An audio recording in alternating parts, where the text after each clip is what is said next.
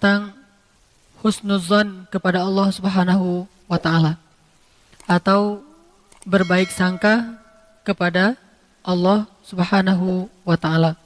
Di dalam sebuah hadis qudsi yang diriwayatkan oleh Imam Muslim, Rasulullah SAW bersabda, Allah Subhanahu wa ta'ala berfirman, jika kalian mendapatkan suatu kebaikan, maka pujilah Allah. Tetapi jika kalian ditimpa dengan suatu keburukan, maka janganlah kalian mencela kecuali diri kalian sendiri. Hadis qudsi ini sangat panjang, dan yang kita ambil tadi adalah ujung dari hadis qudsi ini. Salah satu pelajarannya, jika kalian mendapatkan kebaikan, maka pujilah Allah. Tetapi jika kalian ditimpa dengan suatu ujian atau keburukan, janganlah kalian mencela kecuali diri kalian sendiri. Hadis riwayat Imam Muslim. Hadis ini menjelaskan kepada kita bahwa tidak boleh kita menyandarkan satupun hal yang buruk kepada Allah Subhanahu wa ta'ala. Terlebih lagi tentang takdir dalam hidup kita, ataupun peristiwa-peristiwa yang tidak menyenangkan dalam hidup kita, kita tidak boleh menyandarkannya kepada Allah dalam arti menuduh bahwa itu semuanya karena Allah tidak adil, karena Allah tidak baik, karena Allah zalim. Karena sesungguhnya Allah tidak pernah bersikap zalim kepada hambanya. Allah tidak pernah curang kepada hambanya.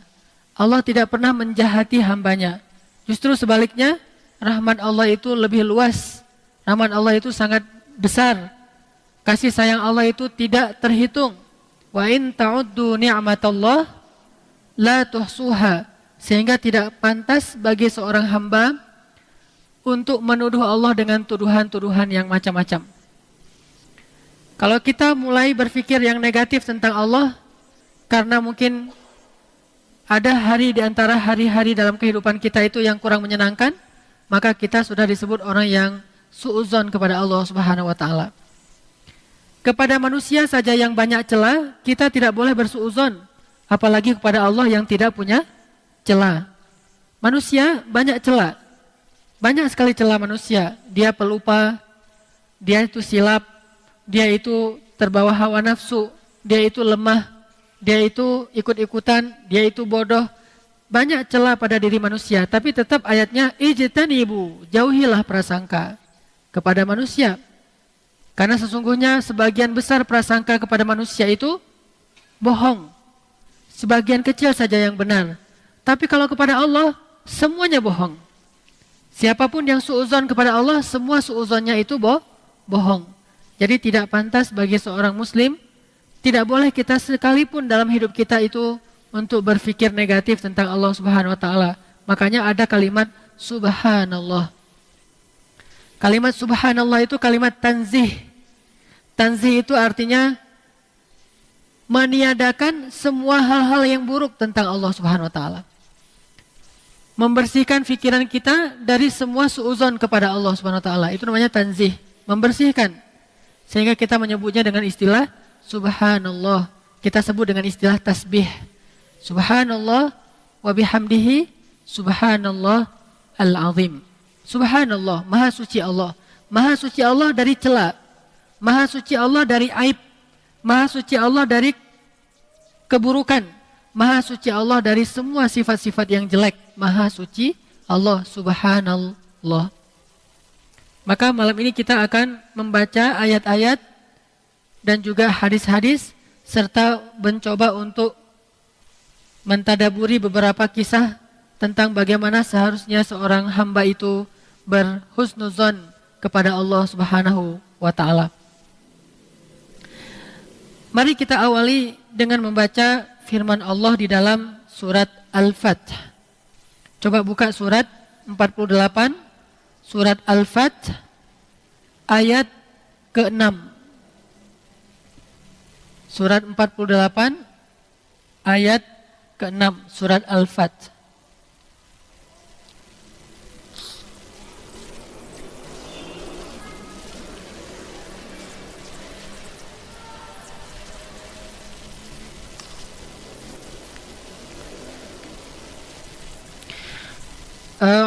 بالله من الشيطان الرجيم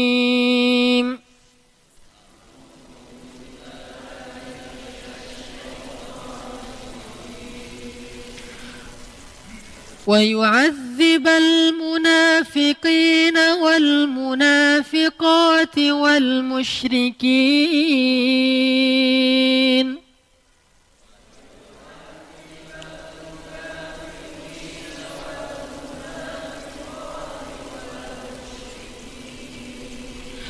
والمشركين والمشركات الظانين بالله ظن السوء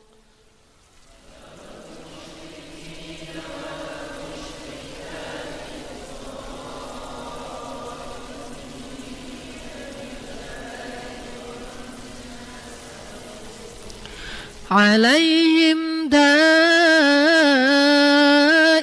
السوء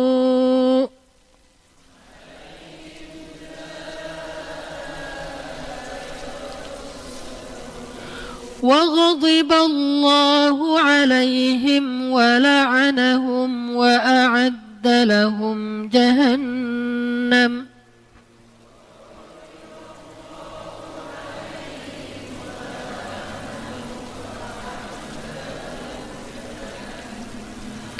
وساءت مصيرا.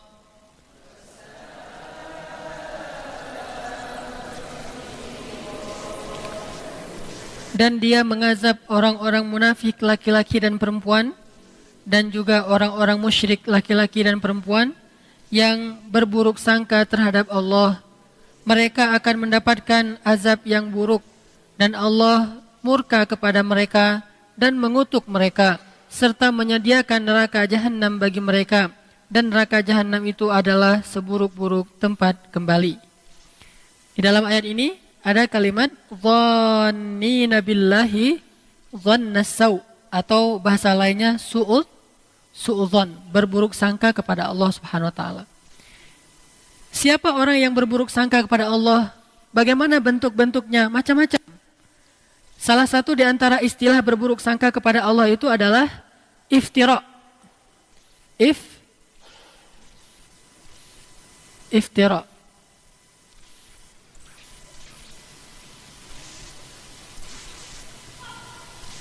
Al-iftira. Iftira itu mengada-ngada. Mengada-ngada atau menyebutkan sesuatu yang tidak pantas kepada Allah. Iftira. 'Alallahil kadzib. Mengada-ngada kepada Allah dengan kedustaan. Dan ini adalah salah satu bentuk berburuk sangka kepada Allah Subhanahu wa taala. Terutama suka mengada-ngada tentang zat Allah. Pertama, berburuk sangka tentang zat Allah. Apa arti berburuk sangka tentang zat Allah? Dia mengumpamakan Allah itu seperti makhluk. Allah itu punya wujud seperti makhluk. Dia mengatakan bahwa Allah Subhanahu wa taala itu misalnya bertempat dengan mengatakan Allah ada di mana-mana. Ketika seorang anak bertanya kepada ibunya, "Mah, Allah itu ada di mana?" Kata mamanya, "Ada di mana-mana." Ada di mana-mana. Kalau begitu, Allah juga ada di WC. Gimana jawabnya kan? Karena Allah ada di mana? Di mana-mana. Terus jawaban yang benar bahwa Allah itu ada di mana? Gimana jawabnya? Dia bersama kamu dimanapun kamu berada. Wa huwa ma'akum aynama kuntum. Kalau kita bilang Allah ada di dalam hati, ini jawaban masih syubhat. Lebih jelas lagi kita jawab, dia bersama adik dimanapun adik berada. Artinya dia bersama, bukan ada di, tapi bersama. Ma'iyah, bersama itu bisa berarti melihat, bersama itu bisa berarti mendengar, bersama itu bisa berarti menolong. La tahzan, innallaha ma'ana. Allah bersama kita. Allah ma'as sabirin. Allah bersama orang yang sabar.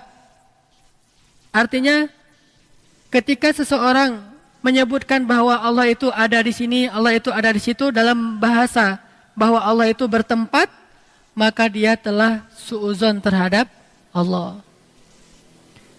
Atau zat lain tentang Allah dikatakan bahwa Allah itu enggak sendiri. Allah itu punya partner. Bahasa yang sering kita dengar itu sekutu. Sekutu itu adalah bahasa politiknya koalisi. Kalau bahasa bisnisnya partner. Kalau bahasa keluarganya pasangan.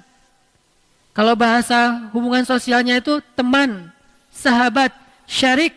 Syarik itu artinya kalau dalam bisnis, syarik itu partner bisnis. Kalau dalam keluarga, suami istri syarik. Jadi la syarika lahu, tidak ada partner dia. Dia tidak punya partner, dia tidak punya sekutu, dia tidak punya untuk berbagi kekuasaan itu enggak ada. Karena dia ahad sendiri. Semua kekuasaan milik dia dan semua kebesaran milik dia, tidak dibagi kepada yang lain. Nah, orang yang suudzon kepada Allah itu salah satunya adalah dengan mengatakan Allah itu punya sekutu, enggak sendiri.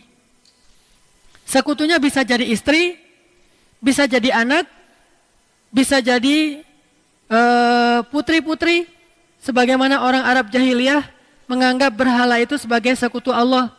Orang Arab jahiliyah itu mengakui Allah sebagai Tuhan. Makanya di masa jahiliyah itu ada anak bernama Abdullah.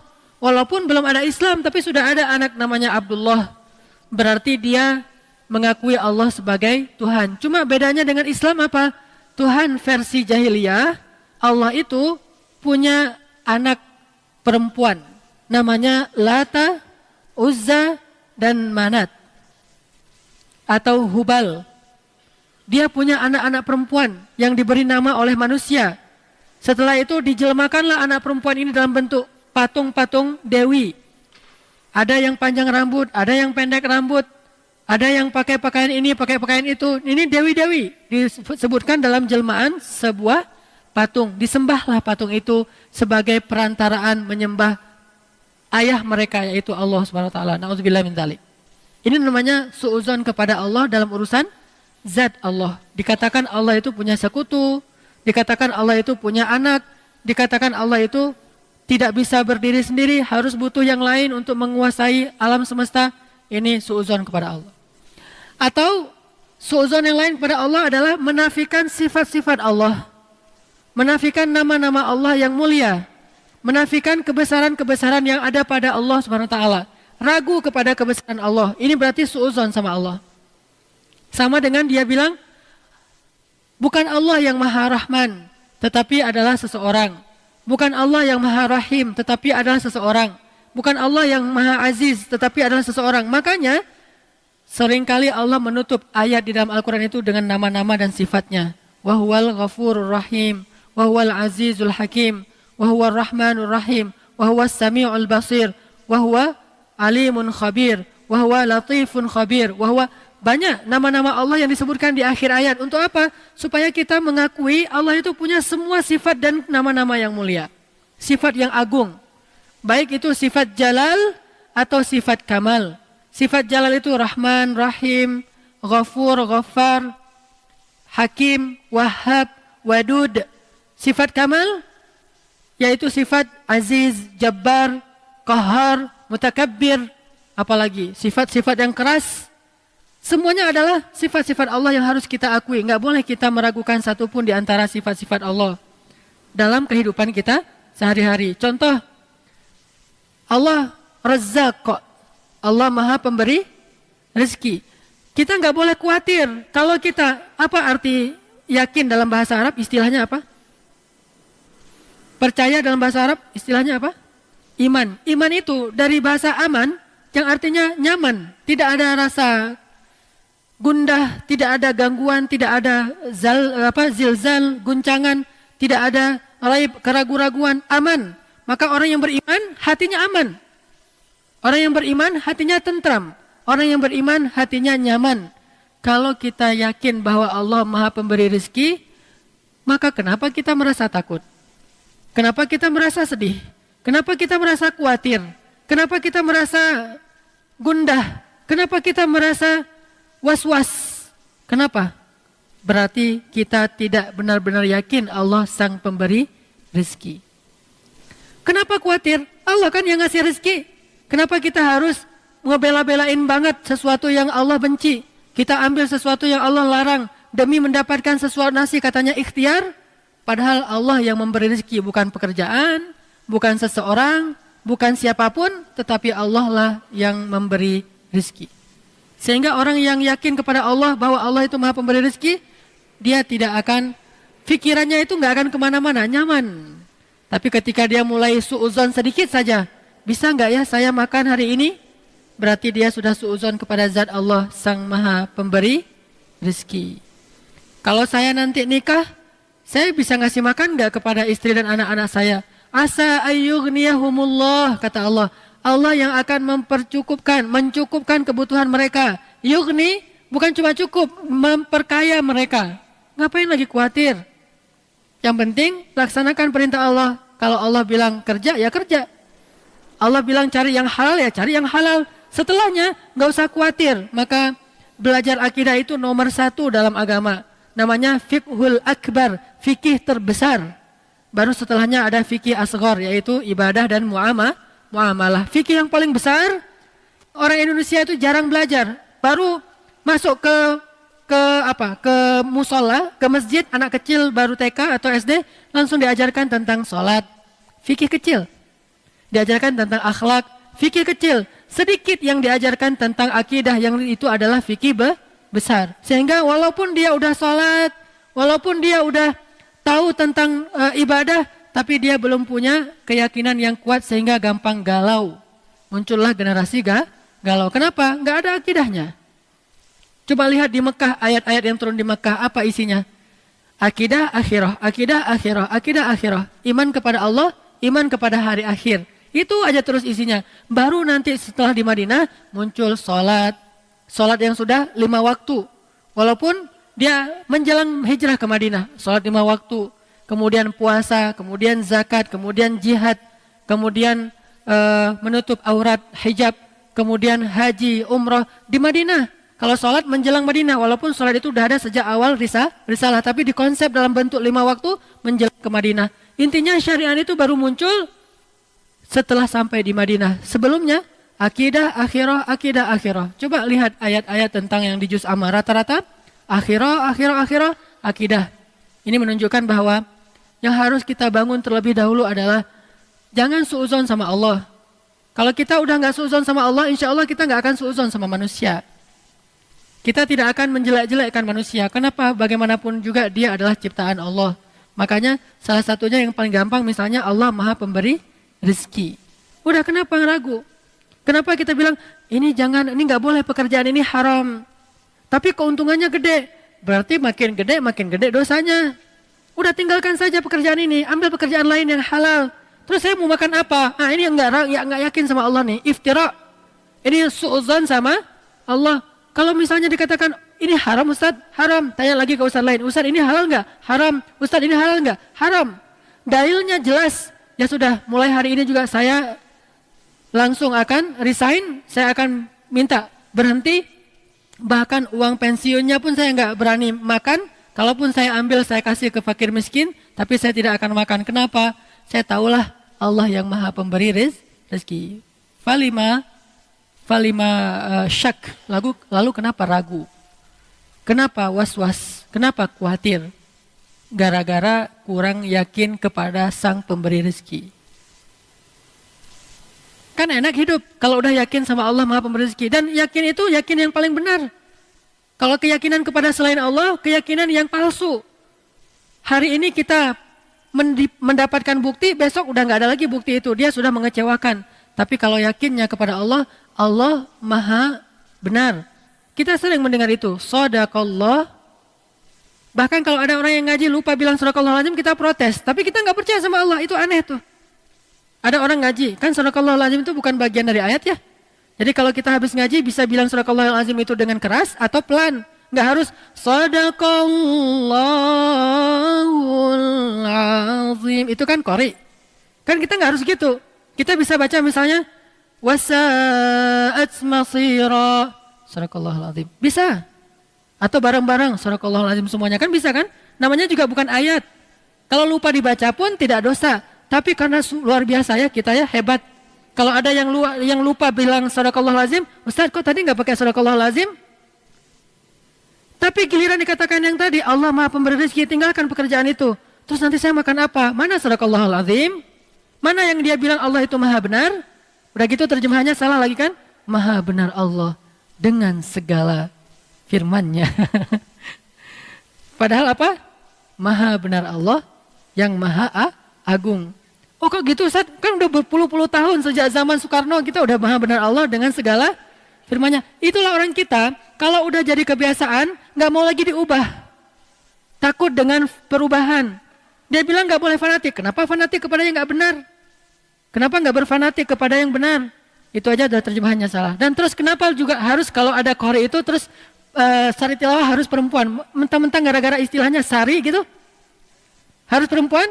Shadaqallahul azim. Udah sebelahnya, aku berlindung dari godaan setan. Nunjuk lagi tuh. Yang terkutuk. Ini kenapa harus gini gitu loh. Aneh kan? Kenapa nggak si qori'nya aja? Kan udah ada Quran terjemah, tinggal baca. Dia baca gini nih. Dengan nama Allah yang Maha Pengasih lagi Maha Penyayang. Sungguh kami telah memberikan kepadamu kemenangan yang nyata. Kan jelas. Kenapa harus ada dua orang? Satu laki-laki, satu perempuan. Bukan muhrim pula. Saya qori waktu kecil. Jadi saya sering tampil di televisi.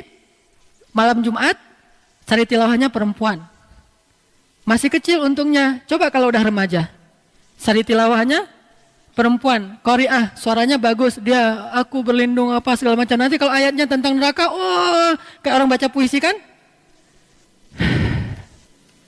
Ini karena kebiasaan kita. Makanya kalau kita rajin bilang shadaqallahul azim, kenapa shadaqallahul azim itu nggak masuk ke hati? Kenapa cuma di lisan? Shadaqallahul azim, Maha benar Allah yang Maha Agung. Kenapa enggak? Oh benar tuh, memang benar ayat itu memang benar. Memang Allah Maha Razzaq, memang Allah Maha Rahman, memang Allah Maha Ghafur, memang Allah Wahhab.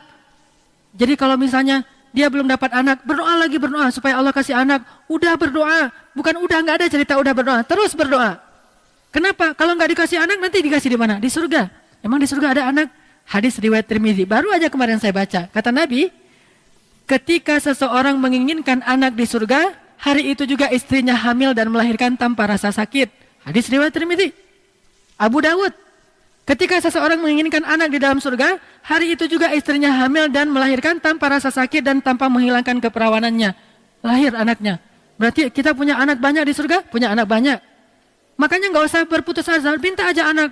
Rabbi habli minas solihin, Rabbi habli min ladunka waliya, waj'alhu Rabbi radiyya, Rabbi habli min ladunka dzurriyyatan thayyibah, Rabbana hab lana min azwajina wa dzurriyyatina qurrata a'yun. Kok belum Ustaz?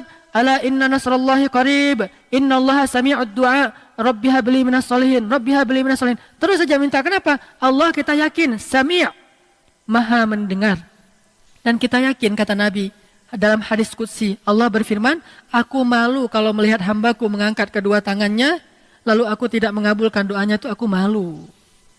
Maka kalau kita yakin sama itu, terus saja minta. Allah nih pasti malu nih gak ngabulin. Allah beri saya anak, pasti Allah malu, pasti Allah mendengar. Tapi kalau kita bilang, Allah dengar gak ya? Itu suuzon. Allah mau ngasih gak ya? Saya khawatir Allah gak akan ngasih. Itu suuzon. Karena Allah sendiri mengatakan, aku ujibu da'watad da'i idza da'ani. Aku pasti mengijabah. Pasti aku akan memberikan apa yang mereka minta. Maka mintalah ke Allah. Kalau kita ragu, Allah ngasih enggak ya? Allah mendengar enggak ya? Berarti kita udah su'udzan terhadap Allah. Iftira. Padahal Allah sami'ud du'a. Allah wahhab, maha pemberi. Allah syakur, maha menghargai. Allah razzaq, maha memberi rezeki. Ini nggak boleh kita ragukan sedikit pun sampai nanti kita malah bersuuzon kepada Allah. Mengurangi hak Allah itu nggak boleh. Jangankan kita ngomong, belum ngomong aja Allah udah tahu. Siapa yang cuma diam-diam aja Allah langsung kabulkan? Rasulullah ketika beliau setiap sore berdiri di atas bukit Sofa ngelihat ke langit. Kayak gitu doang terus pulang. Besok berdiri lagi lihat ke langit, terus pulang. Tiba-tiba turun ayat. qad nara taqalluba wajhika fis sama' falanuwalliyannaka qiblatan tardaha. Kami telah melihat engkau setiap hari melihat ke langit, kata Allah. Maka kami akan memalingkan kiblat itu dari Masjidil Aqsa ke Masjidil Haram, ke arah yang engkau sukai. Apa yang ada di dalam hati Nabi ketika ngelihat ke langit? Boleh nggak ya kalau kiblat itu dipindah ke Mekah? Tapi nggak enak mau minta. Cuma lihat ke langit aja setiap hari. Besok pulang. Datang lagi ngelihat ke langit. Pulang lagi. Kan Allah, wa asirru qaulakum awijharu bih innahu alimun bidatis sudur. Mau kalian rahasiakan, mau kalian nyatakan, Allah Maha tahu isi hati atau isi dada kalian. Sehingga Nabi kayak gini doang, pas pulang besoknya mau datang lagi, langsung turun ayat, kami telah melihat engkau wahai Muhammad yang selalu melihat ke langit, maka kami pindahkan kiblat ke arah yang engkau ridhoi.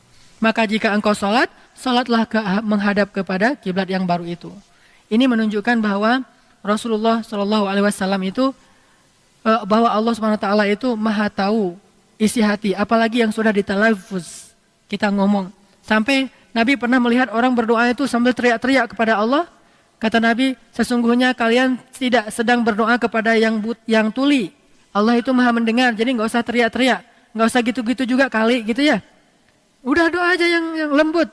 Nidaan khafiyya. Doa siapa itu? Zakaria. Nidaan khafiyya, suaranya lembut. Rabbi inni wahanal azmu minni washta'ala ar-ra'su syaiba wa lam akum bidu'aika rabbi syaqiyya wa inni khiftul mawaliya min wara'i wa kanat imra'ati 'aqira fahabli min ladunka waliyya yarithuni wa yarithu min ali ya'qub waj'alhu rabbi radiyya. Apa kata Allah? Ya Zakaria. Allah langsung jawab. Jadi enggak usah suuzon sama Allah. Allah dengar enggak ya doa saya yang kemarin? Allah mau nggak mengabulkan doa saya? Kalau ada doa kita yang menurut kita nggak dikabulkan, ada 4 kemungkinan.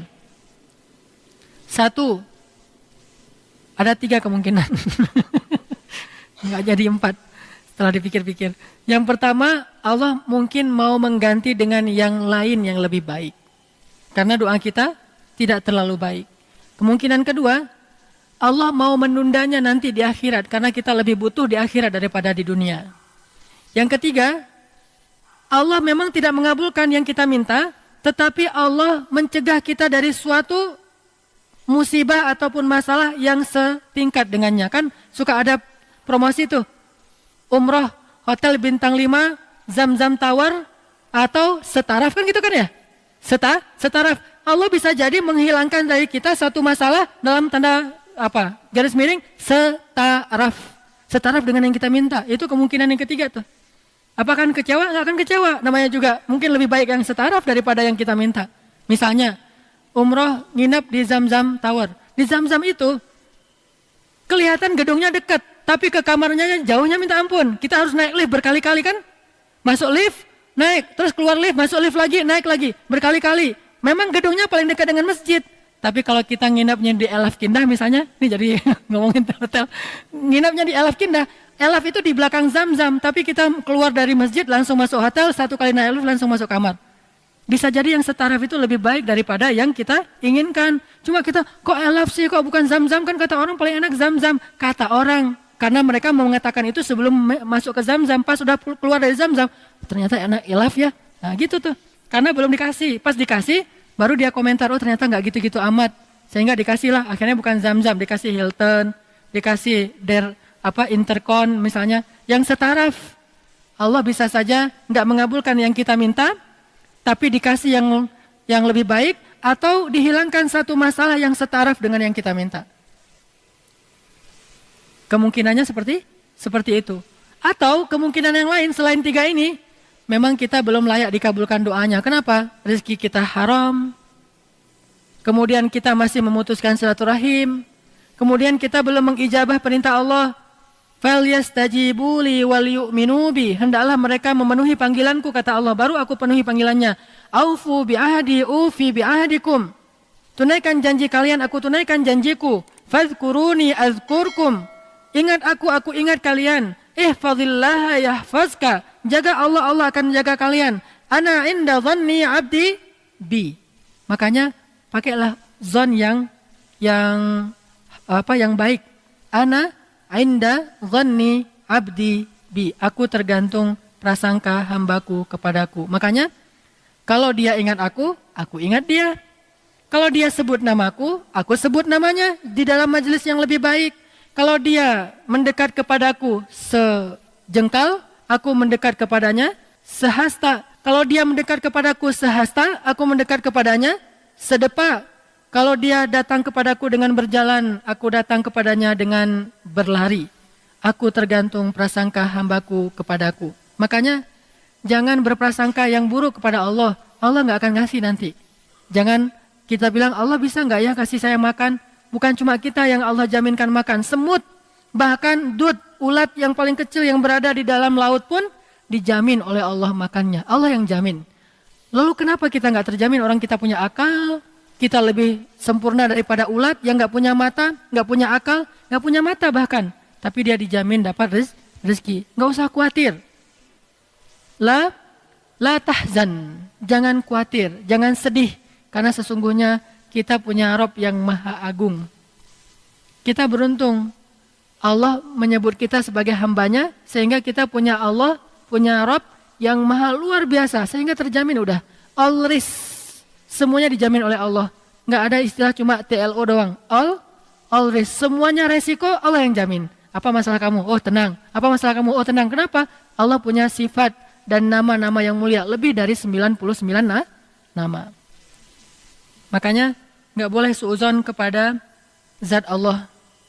Yang kedua, suudzon kepada ketentuan Allah.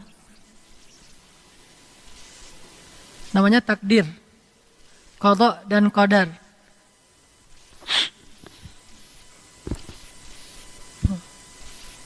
Suudzon kepada ketentuan Allah, takdir. Allah gariskan hidup seseorang demikian. Dalam hidup kita itu ada senang, ada susah. Dalam hidup kita itu ada yang namanya siang dan malam. Dalam hidup kita itu ada musim panas dan musim dingin. Dalam hidup kita itu ada gelap dan terang. Dalam hidup kita itu ada berbagai macam kejadian. Maka semua itu Allah yang mentakdirkan. Jadi jangan suudzon. Kalau kita mendapatkan kebaikan, husnuzon kita bilang alhamdulillah.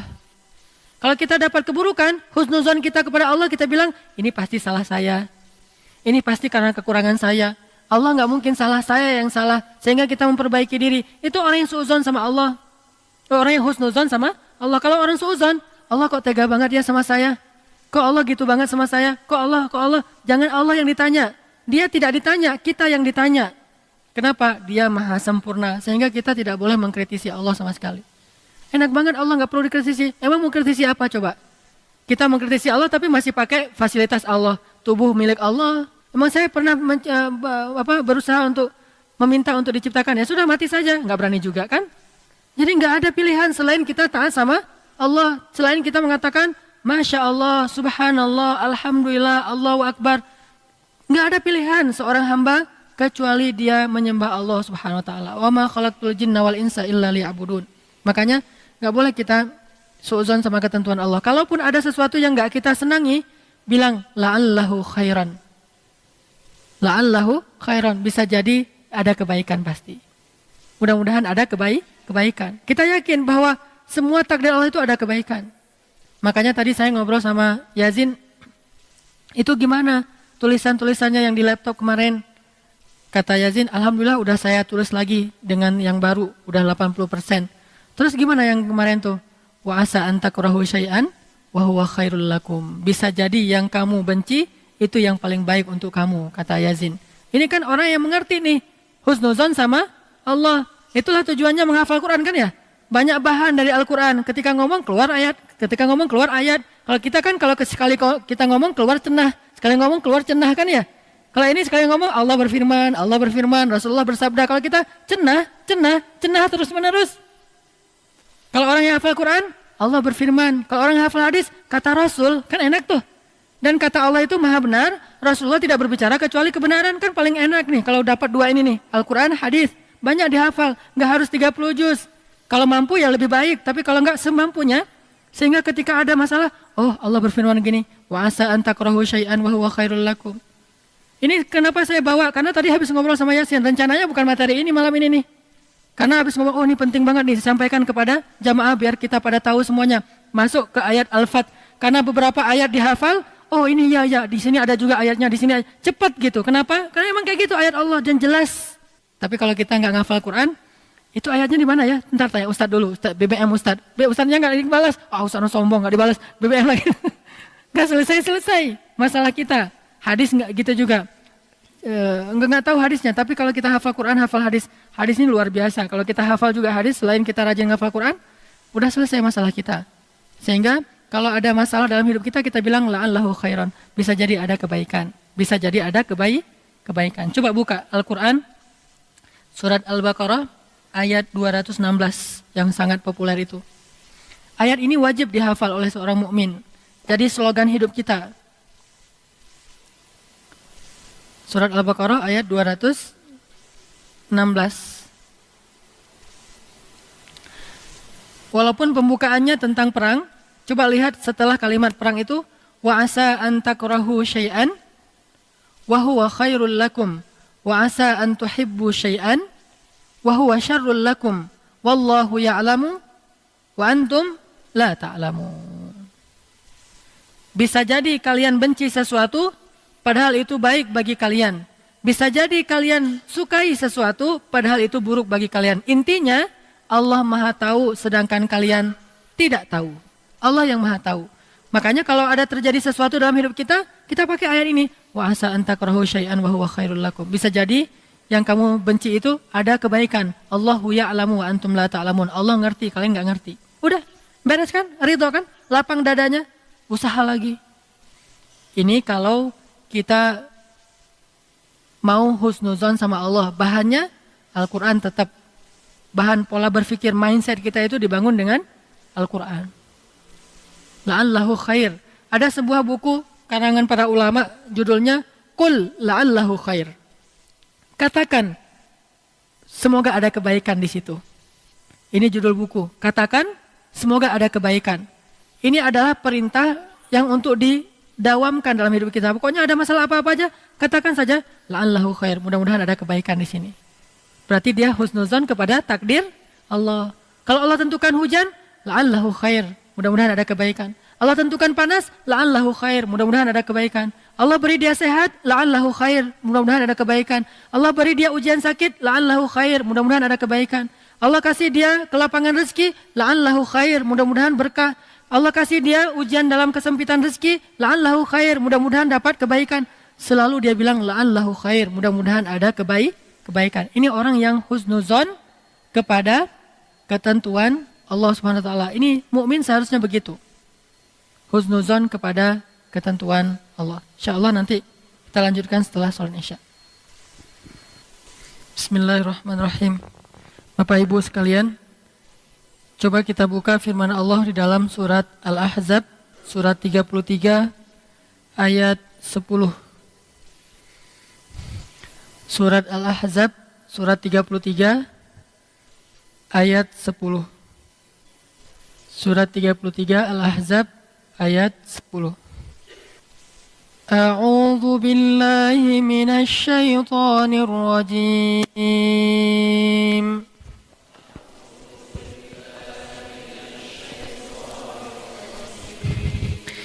Bismillahirrahmanirrahim.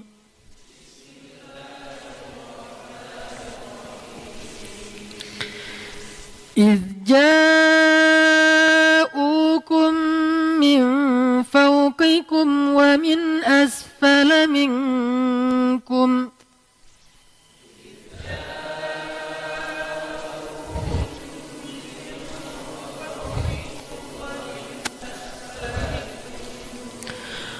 وإذ زاغت الأبصار وبلغت القلوب الحناجر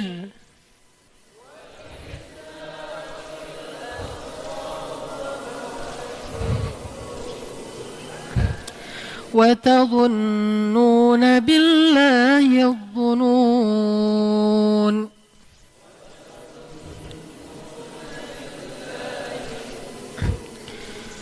هنالك ابتلي المؤمنون وزلزلوا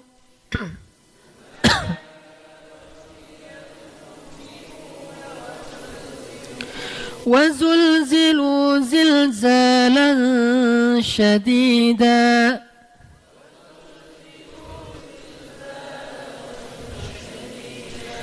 وإذ يقول المنافقون والذين في قلوبهم مرض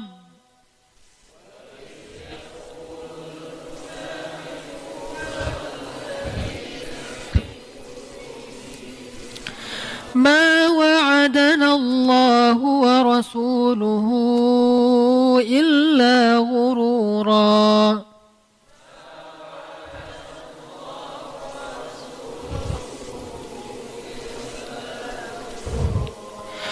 وإذ قالت طائفة منهم يا أهل يثرب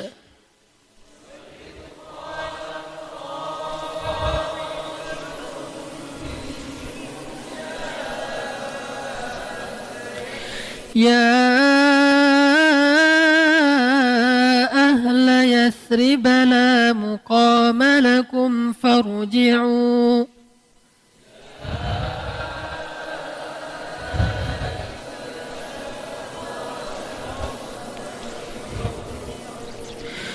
ويستأذن فريق منهم النبي يقولون إن بيوتنا عورة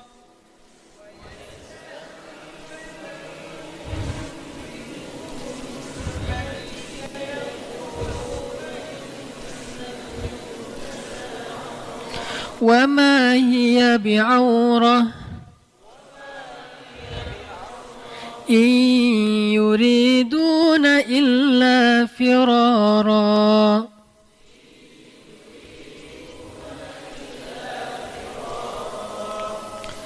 Ingatlah ketika mereka datang kepada kalian dari atas dan dari bawah kalian, dan ketika penglihatan kalian terpana, dan ketika hati kalian menyesak sampai ke tenggorokan, dan kalian berprasangka yang bukan-bukan terhadap Allah.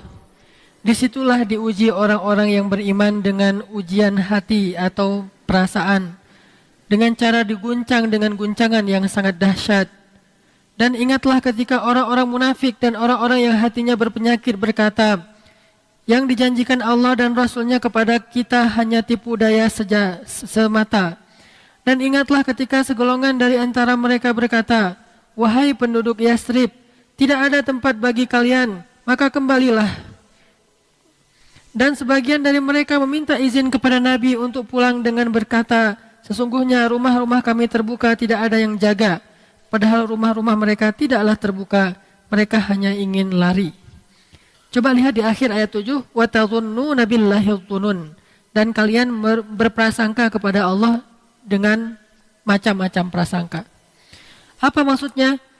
Ketika terjadi perang Ahzab, saat kaum muslimin terkepung oleh jumlah musuh yang sangat banyak dan bertahan di luar kota Madinah sekian lama, beberapa minggu, kaum muslimin terpana melihat jumlah pasukan musuh yang sangat banyak. Hampir memenuhi padang pasir, banyak sekali. Kemudian kekuatan mereka yang luar biasa. Kemudian mereka harus bertahan di puncak musim dingin di luar dari rumah. Jadi malam-malam itu kedinginan di pos-pos jaga mereka. Posnya itu bukan tempat ruang kayak ruang security. Ruang security komplek itu masih mending posnya ya. Pos satpam itu masih mending, ada TV, ada kopi, ada pemanas air, terus ada apa? Segala macam cukuplah untuk dia begadang di situ, cukup bekal. Ini enggak kayak gitu posnya. Posnya itu benar-benar ruang terbuka. Mereka duduk di sana dengan angin yang sangat dingin. Kalau di musim dingin di padang pasir gimana? Pernah di padang pasir musim dingin? Di padang pasir musim dingin angin itu kayak jarum. Jadi kalau kena kulit kita itu rasanya kayak jarum, kayak ditusuk-tusuk, sakitnya angin di musim dingin di padang pasir. Kalau di Mekah masih mending, ini di Kalau kita mau dari Mekah ke Madinah atau Madinah ke Mekah, di tengah-tengah jalan itu, kita turun deh coba. Di rest area di sana, turun sambil busnya ngisi bensin, kita juga mungkin minum teh atau ngapain, nah coba berwudu di situ pakai air dingin. Setelah itu, langsung rasanya itu benar-benar kayak ditusuk-tusuk. Itulah sebabnya muncul hadis, kalau kalian mau dapat pahala jihad, maka coba rasakan wudu di tengah musim dingin. Isbaghul wudu alal makarih, menyempurnakan wudu walaupun dalam keadaan sulit, yaitu musim dingin. Fadzalikumur ribat, fadzalikumur ribat, fadzalikumur ribat. Itu sama dengan mengepung benteng musuh. Itu sama dengan mengepung benteng musuh. Itu sama dengan mengepung benteng musuh. Kenapa? Karena mengepung benteng musuh di puncak musim dingin kayak gitu rasanya. Kalau pengen ngerasain, cobalah wudu di puncak musim dingin di tengah padang pasir, kata Nabi. Intidharus shalah ba'da shalah, menunggu waktu salat setelah salat, iktikaf maksudnya. Di situ juga kita bisa ngerasain gimana bosannya mengepung benteng musuh, itu bosan banget. Berjaga-jaga di perbatasan ataupun di pos-pos itu membosankan. Sehingga kaum muslimin waktu itu mulai lemah. Kayaknya kita nggak bakalan bisa melewati ujian ini. Kayaknya kita bakalan kalah. Musuh itu siap dengan untanya yang disembelih setiap hari sehingga mereka bisa makan. Air mereka dapat. Kemudian mereka juga bisa akses keluar. Sehingga butuh apa bisa langsung diambil dari orang Yahudi yang terdekat. Bani Quraidah, Qainuqa, Nudair. Sementara Madinah terkepung di tengah. Ini gimana nih? Kalau lebih dari sebulan kayak gini, kita bakalan kehabisan air, kehabisan stok makanan, sehingga anak-anak kita mulai kelaparan. Persis seperti yang dilakukan Israel terhadap kaum muslimin di Gaza. Dikepung, di stop semua sumber air. Anak-anak dibunuh. Kemudian listrik dimatikan, padam, tidak ada listrik. Pekerjaan tidak ada, orang kelaparan.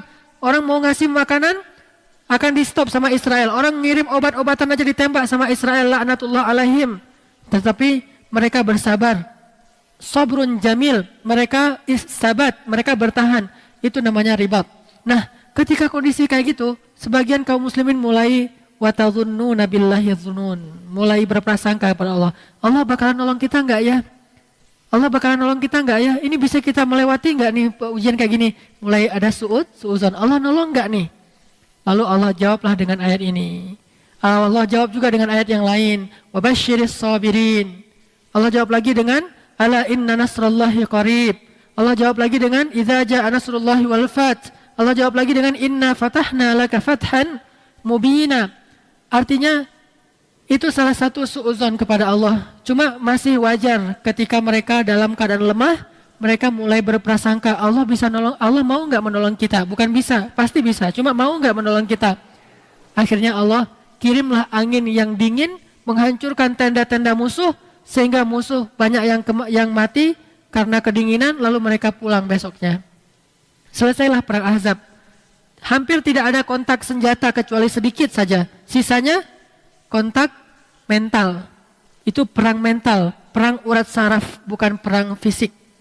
Itu yang disebut dengan perang Ahzab. Makanya di situ ada pelajaran tentang suudzon. Kadang kita kayak gitu, ketika kita berada dalam keterpurukan yang luar biasa, diuji habis-habisan, hampir merasa tidak berdaya, udah habis semua daya upaya kita. Di situ kadang-kadang muncul suudzon. Mana pertolongan Allah? Kok enggak datang pertolongan Allah? Mata nasrullah. Kapan datang pertolongan Allah? Allah menjawab, ala inna nasrallahi qarib. Sudah dekat, sudah dekat. Tunggu sebentar lagi, tunggu. Makanya salah satu di antara hal yang harus kita belajar sebagai seorang muslim itu adalah berprasangka baik kepada Allah.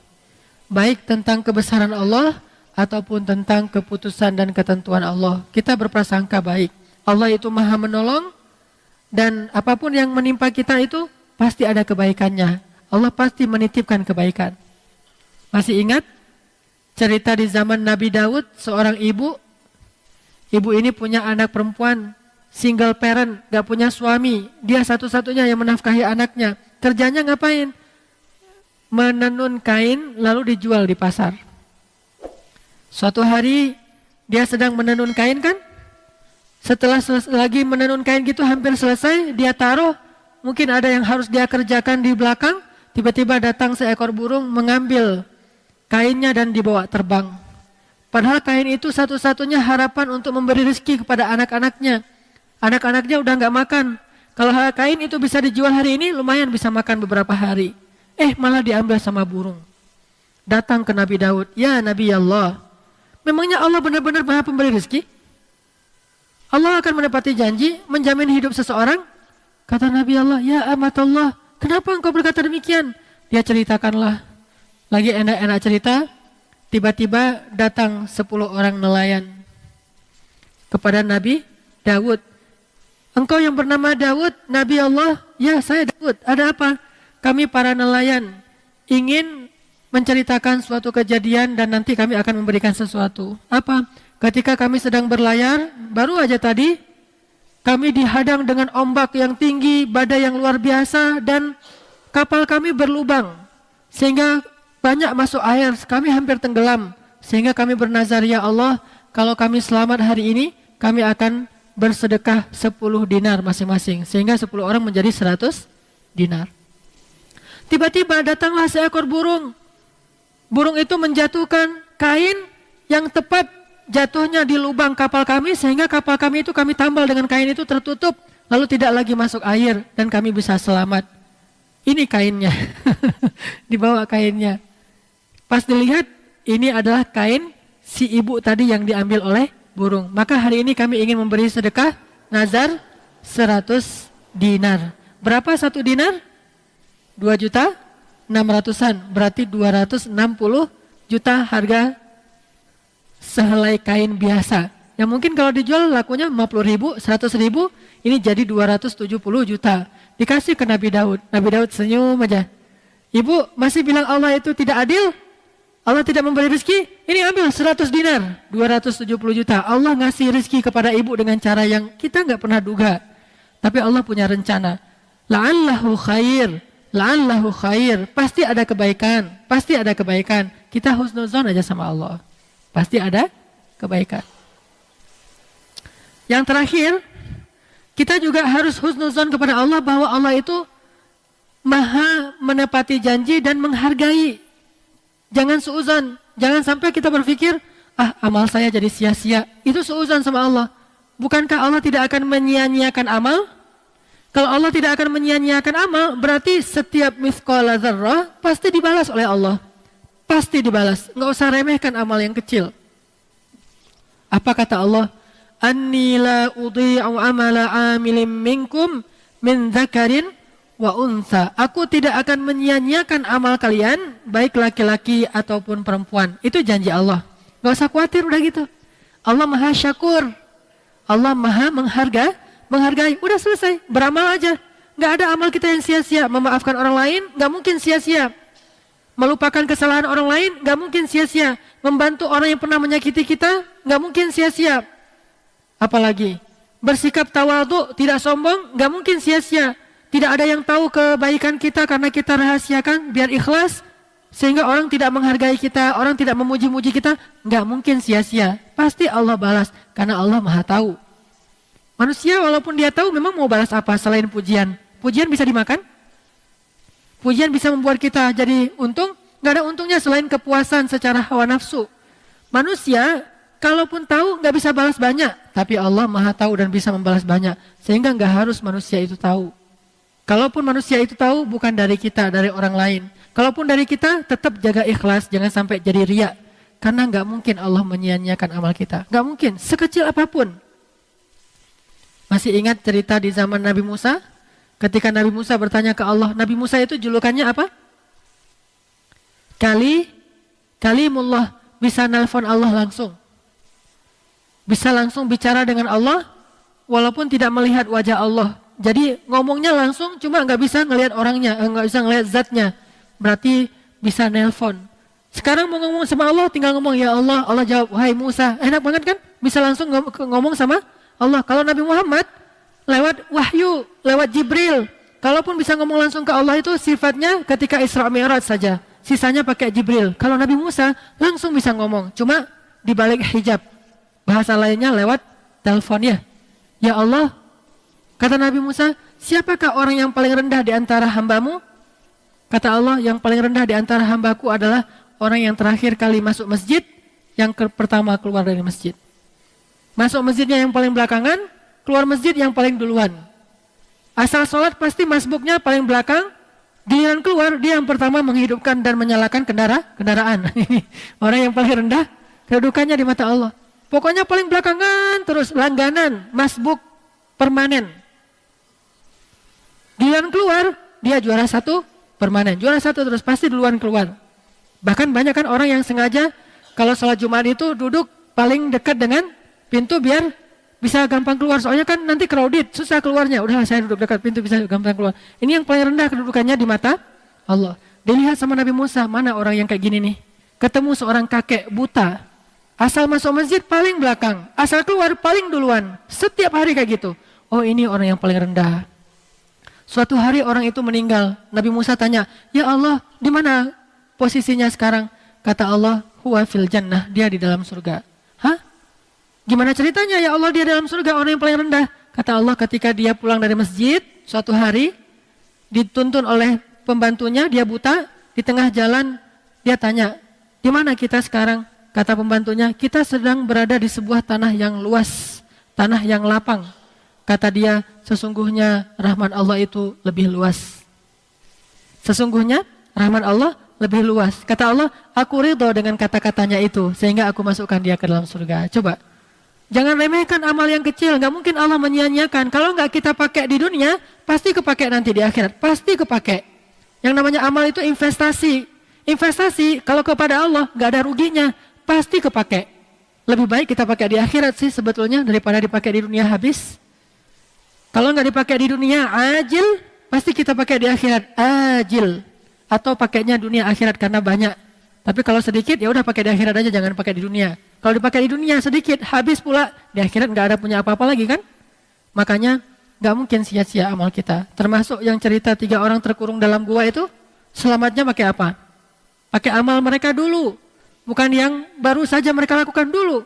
Bisa jadi kita dulu beramal, akhirnya hari ini kita terhindar dari kecelakaan. Dulu kita pernah beramal, hari ini kita nggak jadi ditipu orang. Dulu kita pernah beramal, hari ini kita nggak ketularan penyakit. Ada orang yang batuk atau bersin, kita kena, seharusnya kita kena penyakit, tapi Allah hindari. Dulu kita beramal, hari ini akhirnya kita bisa untung. Dulu kita beramal, hari ini akhirnya kita bisa dapat kebaikan. Itu semuanya adalah hasil amal kita yang dulu, yang kita nggak sadar. Makanya beramal itu nggak usah dihitung, amal aja terus, nanti pasti akan kepake. Pasti nanti akan kepake. Makanya kita husnuzon sama Allah dalam beramal. Jangan berpikir amalan kita itu sia-sia. Ah, rugi aja, capek-capek saya tahajud selama ini nggak ada hasil. Udah capek saya pergi umrah ternyata tetap aja rugi. Belum untung nih perniagaan saya udah minta di depan multazam. Nggak mungkin sia-sia. Kalau nggak dipakai sekarang, dipakainya nanti di akhirat. Tinggal lakukan saja. Setelah itu percaya sama Allah.